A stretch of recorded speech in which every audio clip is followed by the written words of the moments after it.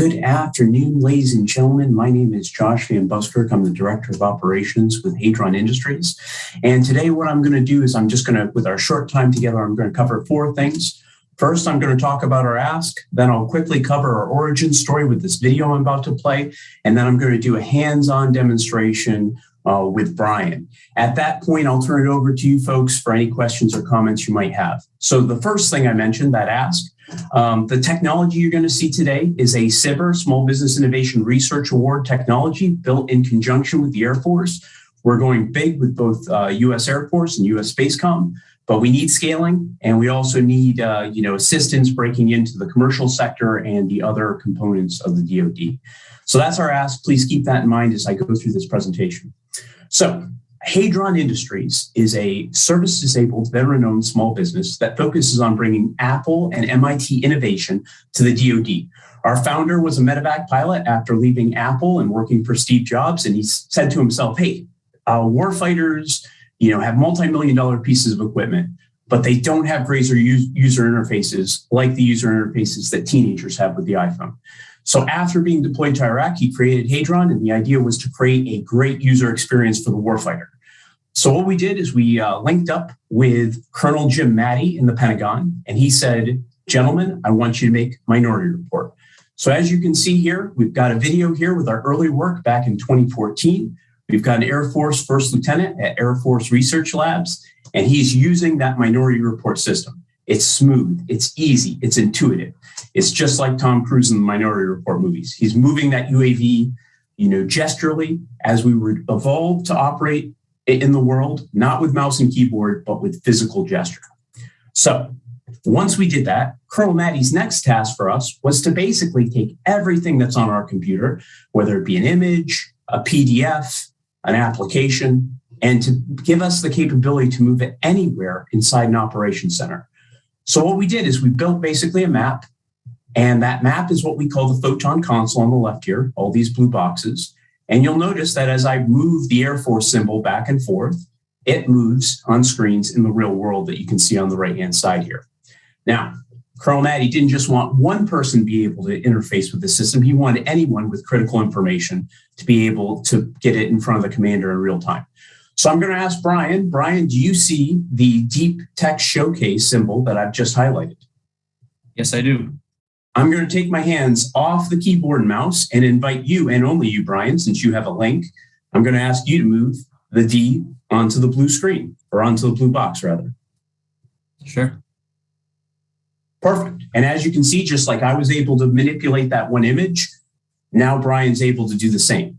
So the next thing Colonel Matty wanted is he didn't just want one ops center to be able to move images, PDFs, and applications. He wanted us to be able to move it between ops centers and via low bandwidth connection to aerial platforms like the AWACS, which he's got an AWACS background. So you'll notice I just moved the Air Force symbol. Now I just moved it 10 miles down the road from Concord, New Hampshire to the New Hampshire CyberSoc in Pembroke.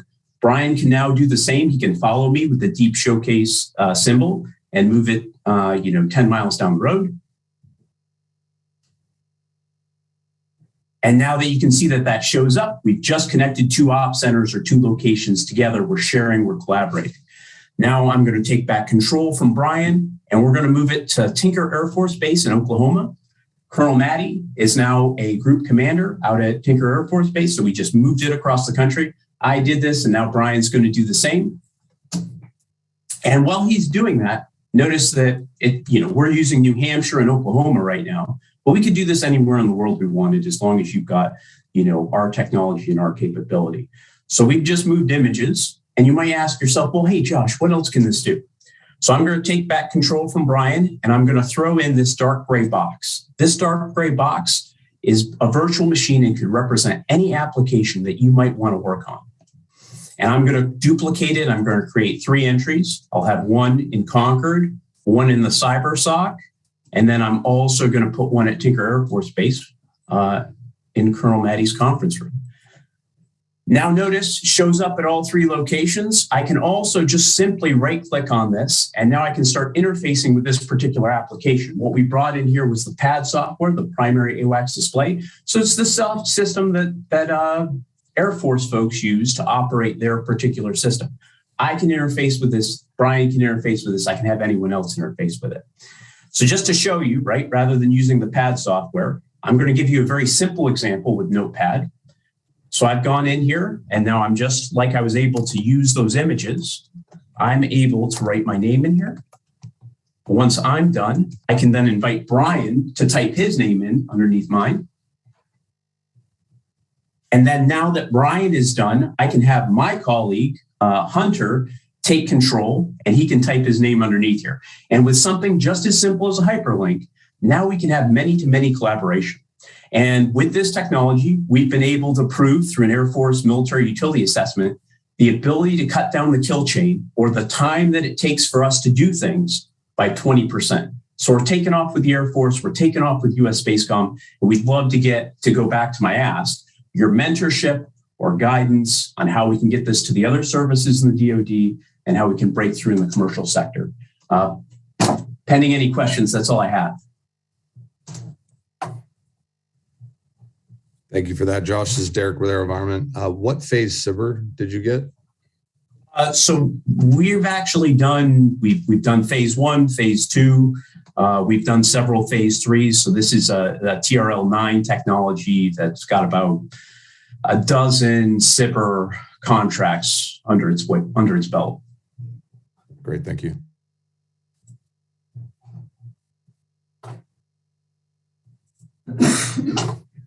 Go ahead, Anna. Question for you. So the gesture part, I understand. What I'm trying to understand is the collaboration part, the desktop collaboration tools that you've created to support this. So I was part of a group called Contigo Telepost years ago that did a JavaScript platform that did something very similar, but did not use gestures. But we connected lots of disparate systems together through a real-time collaboration system, and spent a lot of time with big corporate clients, onboarding them into the tech. So, you know, kind of from my background, just really interested. Maybe it's beyond this conversation right now, but to know more about the collaboration space you've been able to create. So I think that's absolutely a deeper conversation, but the 30-second answer is we don't view ourselves as an application or one particular instance. We view ourselves as a platform that makes all your existing tools faster and easier to use. Just like I mentioned the military utility assessment we did with the Air Force. So happy to have a more in-depth conversation, but we're not trying to replace everything. We're bringing everything into our system to make it easier for many-to-many collaboration, like you saw with the image and like you saw with the notepad and the AWACS display. Okay. Thank you. Hey Josh, Han Ko here. Good presentation. Really like the idea here. Are you at liberty to share or export your product services to foreign corporate, not government, but non-military? For example, I could see that used for remote manufacturing facility or even training. So I was wondering about that. I know you're heavily invested by U.S. government, so I just was curious about that. Yeah, we built this for the warfighter, but we're obviously very excited about commercialization. There's no limitations on who we can sell this to. And then I talked a lot about the military. That's our focus, but glitzy law firms also like this as a many-to-many collaboration tool as well. Okay, thank you. Especially when it becomes touch, right? Absolutely. Awesome. Thank you so much, Josh. Josh is from Hadron Industries. And up next is Sharp.